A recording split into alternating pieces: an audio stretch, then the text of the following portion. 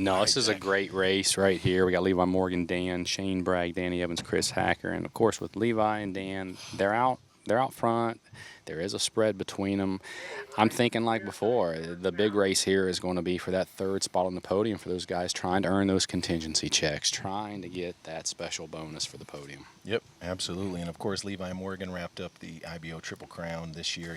He couldn't remember if it was 9 or 10, so that's pretty good. So here we go. Chris Hacker's led off with what looks like an 8 on the turkey. It's obviously our smallest kill out here of all the animals. We've got the razorback, the fallow, the javelina, feeding doe, and the turkey. And Levi Morgan has not switched bows and arrows. I don't think that he thought the conditions were... I don't think he thought they were bad enough, and I think it was a good decision. If it was me, dance with the one that brought you. He's running a 25 diameter out there, and he has shot an 11, it would appear, on that first target. Right.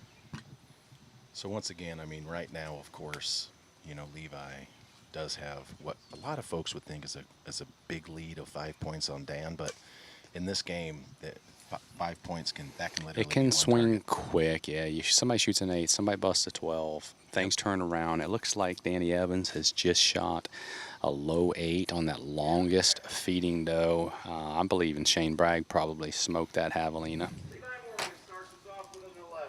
11 for Levi Morgan on the razorback. That's pretty much what he needs to do because, I mean, Levi... Dan McCarthy. And that's why. And that's what he needs to do. Exactly. That's right. And so, I mean, Levi makes no bones about it that 11, 11, 11 to start. So the boys came to play, but Levi makes no bones about it that 5 points is not enough when Danny's out there. No, he's not comfortable if Dan's the guy behind him, right. You know. Danny Evans with a 10 he on the did feeding catch deer. 10 on that feeding deer. Absolutely. Good shot on the longest target out Chris here. Hacker on the turkey with an 8.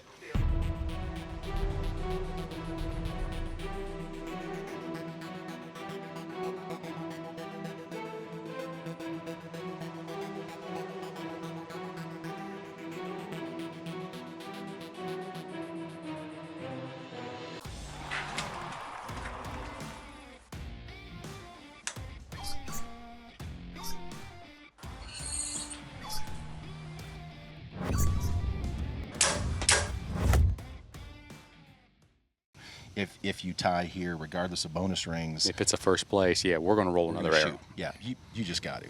So the IBO made a great decision there. Levi had a full draw quick on that axis deer. He was wasting no time. He felt the calm come right there. It was a good idea. Yep. Looks like a pretty decent. I'm going to say he rolled another 11 out on that one. Dang. Danny at full draw on the heavy. Of course. I'm thinking Dan shot an 11 on that javelina. These guys just aren't giving it up. Absolutely. I think Shane Bragg did the same thing on the longest feeding deer out here. Dude, I'll tell you what. I'm thinking the first 3 did what they did before. I think they all busted. I'll tell you what. Shane Bragg is in the overall archery game. I think Shane Bragg's a sleeper. He comes out here. He makes shoot downs. He's not won one yet, but he came out to ready and shot a 15.33. I think his time's coming. I saw that. Actually, Shane Bragg and a couple others, we put together a team. We were actually the 2nd overall national champion team, you know, behind Team Matthews with Dan and Levi and Chris and Danny. So yeah, he can shoot. I was very proud to have him on the team. No question. 8. Well, and he's a good guy. Doesn't take himself too seriously and doesn't get too worked up. So I'm looking for Shane. I think his day's coming. And you are right. He drops an 11 on that feeding deer. We've not seen a lot of those out there on that target. No. Today. For good reason. And now, of course, folks, I will be 100% honest. Dan McCarthy with an 11 on the heavy. I will be 100% honest here. There is no wind right now. Levi Morgan with an 11 on the axis. So, all right, here we go. Chris Hacker on the razorback and an 11. Got a lot of bonus rings happening out there right now. Yeah, that's cool. These guys have got to see a few classes come out and shoot in front of them. They got to see kind of where some of the wind drift was. They got to see and read where some of the arrows were traditionally hitting low, and they probably adjusted their game plan just a little.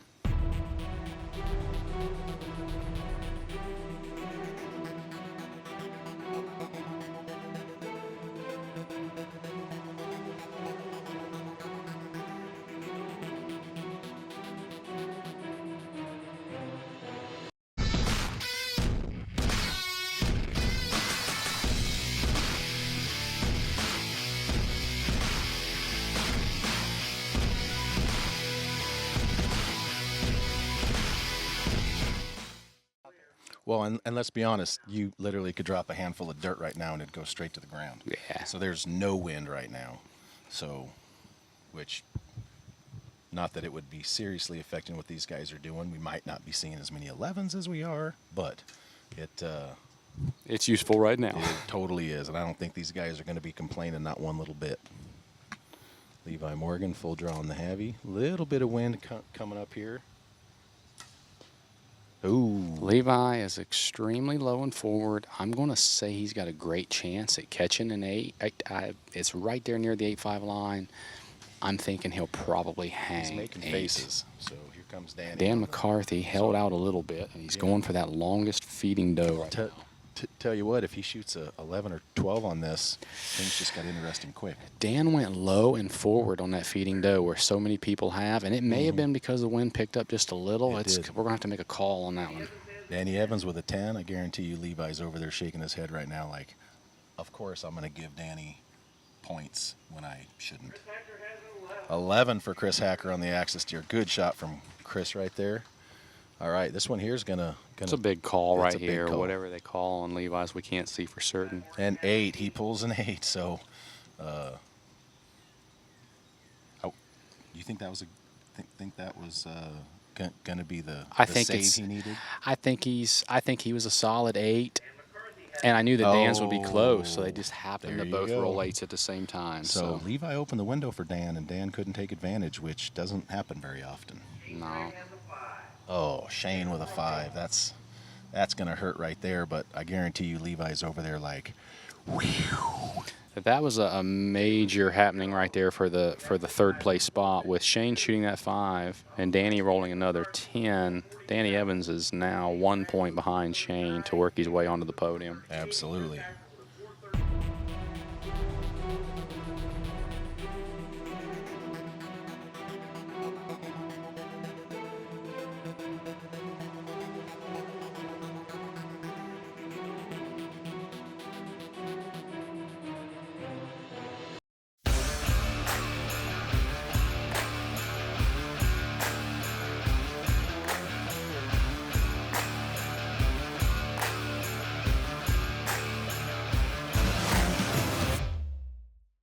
So here we go. Let's see how Levi Morgan follows this up. He's on the longest He's on target. that long target.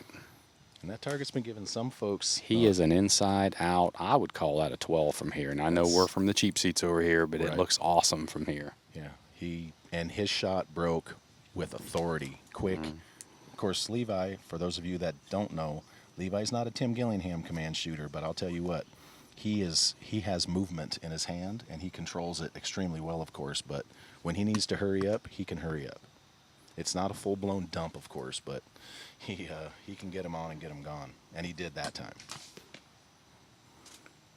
We're going to have to call Dan's on the turkey. It's tall. It's got perfect left and right line. Has a chance at a 10 ring, but does look a little tall. And Levi Morgan just peeked at the turkey when Danny's arrow hit. So he is still, of course, he's still watching Danny with one eye. Now, Danny Evans, I think, tried to hold out a little bit, maybe see where he needed to be in the scores. The wind has picked up on him, and he is on that fallow. Yep. Okay, let's check him. All right. He stayed 10. Here we go. That's what he needs to do. All right, this is going to be a big call right here, especially considering Levi's arrow. This might be the tournament for Levi, just because Danny had the opportunity and couldn't take advantage. Now they're getting on their knees on this turkey. Yeah. And 8 for Danny. So pretty much from the look of Levi's arrow, that's going to be a wrap for the tournament. And Levi Morgan should. 12.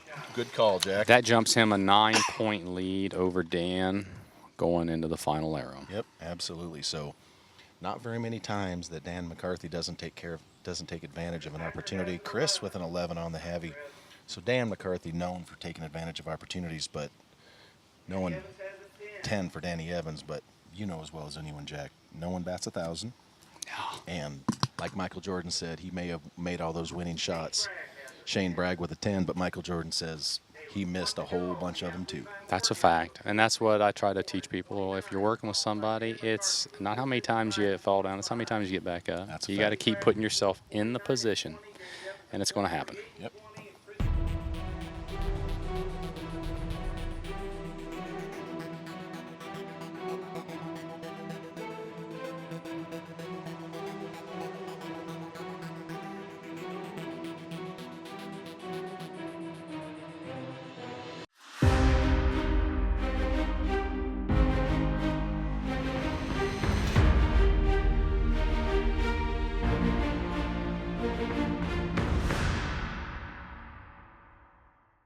big arrows right here from Shane Bragg and Danny Evans. Without a doubt. Shane down is shooting the fallow, and Danny's going to be shooting the javelina. It's like a pretty decent arrow from Levi right there. Levi got a little forward on that turkey. It may be an 8, but it's not going to matter. Right. Shane. Dan shot a 10 on the Razorback. So we got some big calls, big calls coming right here for Shane Bragg and Danny Evans, but that's going to be a wrap. Dan McCarthy with a 10. That'll put him at a 465 total. Shane Bragg with an 11. That's gonna be big for him right there. He needed that. Danny Evans with a 10. So that 11 secured a check is what it did. Yes, it did. It gave him that podium spot. So we have Dan McCarthy sealing second, Shane sealing third. All right, here we go. Last arrow call of the day. I want to thank Jack Wallace for spending some time with us out here today. It's always good to have Jack in the booth. He is a wealth of knowledge. Thank you, sir. I appreciate you. Thanks, guys. Thanks for having me. All right. With a 472 and 2911, Levi Morgan, followed by Dan McCarthy with a 465 and 25. All right. Well. Here with Levi Morgan, your 2021 IBO Triple Crown champion for like the 10th time. And, of course, winner of the third leg as well. So, obviously, the first question is, do you feel like you dodged a bullet there when you shot that 8 and Danny followed it up with an 8? Yeah, that may have been 5 of the best shots I fired all weekend. I just misjudged that javelina like I do every other day of my life. Aided that thing twice this weekend now. So, yeah, that's just the way it's been, honestly, since 10 years ago. It feels like me and him are like, if I give, he gives. If I don't miss, he don't miss. It's just never ending. So we both looked at each other and laughed because it was 11, 11, 8 for both of us. It was like, what the heck, man? Like, I think he said thanks because he felt like I made him shoot an 8. So, Right, exactly. yeah, but honestly, I didn't shoot a single 10. It was like 11, 11, 12, and 2 8s. But I fired 5 great arrows, and I'm pumped. So. All right, so when we were coming off the course over there, when the rain was starting to come down a bit, you said you were going to change bows and arrows. Obviously, I feel it starting to rain now again, but we had just one brief little thing. The wind for you guys was pretty much not an issue. So was the conditions not being what we thought they might be kind of what led you to just run what you brought? Yeah, absolutely. I have a bow set up for OPA, which is little arrows and don't drift in the wind really much at all, and it pounds. I was thinking about shooting it this weekend, but I just felt like it would be real dumb with calm conditions to change right before that shoot-off. And honestly, I was going to take it to the bags and shoot, and they pulled them right as I was getting it out of the car. So I think God was like, why are you being so dumb? Like, shoot the bow that got you here. So that's what I did. Absolutely. All right, buddy. Congratulations. Thanks, Greg. I appreciate it. All right, man. That's Levi Morgan right there, folks.